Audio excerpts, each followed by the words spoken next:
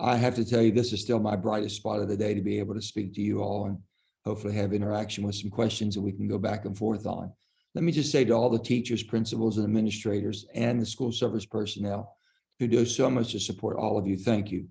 Thank you, thank you, thank you for your tireless efforts trying to make our children have the opportunities and skill sets and giving them that opportunity. It means more than anything you know. Last year, members of the West Virginia Board of Education told my staff that there's never been a larger gathering of West Virginia schools to discuss UF service academies. This year, even more schools have joined our discussion, which is unbelievable. And I'm happy to be speaking to you all because I applaud your interest in joining the military. It was always something I thought was out of reach because no one ever explained to me that I have an opportunity or could have had an opportunity. I didn't know how to process it or proceed if I had an interest. There's such a great opportunity to attend college for free and serve your country and get the best education in the world. Whether you want to attend a service academy, you want to go to ROTC or join the Guard, there's a way to do it. You don't have to be strapped with a lot of debt. You can have a good education and serve your country and become truly an outstanding citizen. But you have to apply soon. My service academy deadline is October the 1st, 2022, not very far, a couple of weeks. So my service academy board will conduct interviews from October the 17th, 21st. So the 17th and the 21st of the month in 2021. Is that 2021 or 2022? Huh? 2022. I'm sorry, we have it. So 2022, this year, October 17th through the 21st, we're going to be conducting interviews. As all of you know, we're living in troubled times in a troubled world, but in all the classified briefings I've ever had, secret secured briefings, I've never heard that our country has a problem with people wanting to leave. I have all the problems about people wanting to come here for the wrong reasons, but I haven't been advised that we have people wanting to leave because it's not where they want to be. Our country is still the beacon of freedom for the world, no matter what you may have seen, no matter how bad it seems on the news and how tough you think it is. We are still the best. And all of you, the Zoom Day, have an important mission. And I'm telling you that right now, you have to do better than what you see from some adults on TV and the news.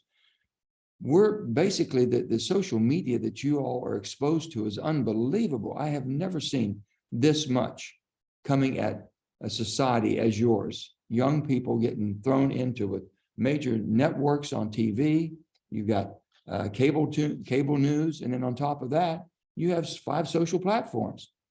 I don't know what you would decide on who you believe or what you believe is factual or true or not. So you're going to have to work harder to make sure you're able to get the correct information and just use your good old common sense. And don't let people push you into a corner and make decisions that will alienate you to your family or to your friends or whatever, because you're supposed to believe something. And if you don't believe something, that's not right. Or if you do believe something else, you must be wrong. That's not who we are. Americans have always been able to rationalize and think things out. And I've always said about West Virginia, we can shake your hand, look in your eyes, and see your soul. We've been able to tell if you're BSing us or not, if you're telling us the truth or not, and if you're really sincere about wanting to make things better and work with me, not against me. We've always been good at that. That's intuitively inside of you. So you're going to have to do better than what you're going to see on TV and what you're going to hear on social media, and basically decipher this yourself. You have incredible pressures, all of you do, on people that from my generation didn't face. I gave after right after COVID, I gave a speech to one of our colleges in the state of West Virginia. I didn't know what I was going to say because they had all been cloistered up. You all missed a whole year or more. We've never seen this in my lifetime, to where how are you going to be able to conduct your life when it's been so disruptive for that year of the COVID and then get back to normality? That's going to take a lot of work. And I had to apologize to them because I said, my generation has not done a good job. We're not doing a good job of deciphering all this information coming at us. You all can, because that's all you've ever known. You've been having a smartphone, you've got computers, you got access to more information than I ever could dream that would ever be possible, or your parents or grandparents. So give us a little bit of leadway there and help us through this to basically navigate the informational bombardment that you're getting every day. The pressures that you have, social media, drugs, incivility, government, being nasty, thinking it's cool to be tough on people. making their life miserable, bullying people, saying things that you shouldn't be saying. These are things. The compassion that we have in our state has always been something. And we've been able to help those who have had a hard time.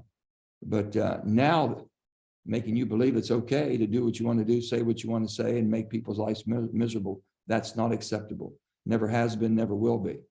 So let's make sure that we stand up and fight for the right reason. We're going to be better, and we're going to stand up, and we're going to fight for our country. This is our country. This is the United States of America, not the divided states of America.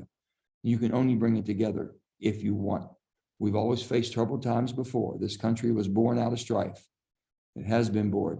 If you've read your history books, you know that when the Constitution was signed, that they came out of the Constitutional Hall and they asked at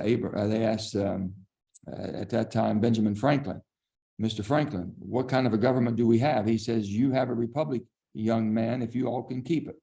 And we're still in that experimental stage. So you're going to have to fight hard. A republic means this. A republic means that basically the people own the government.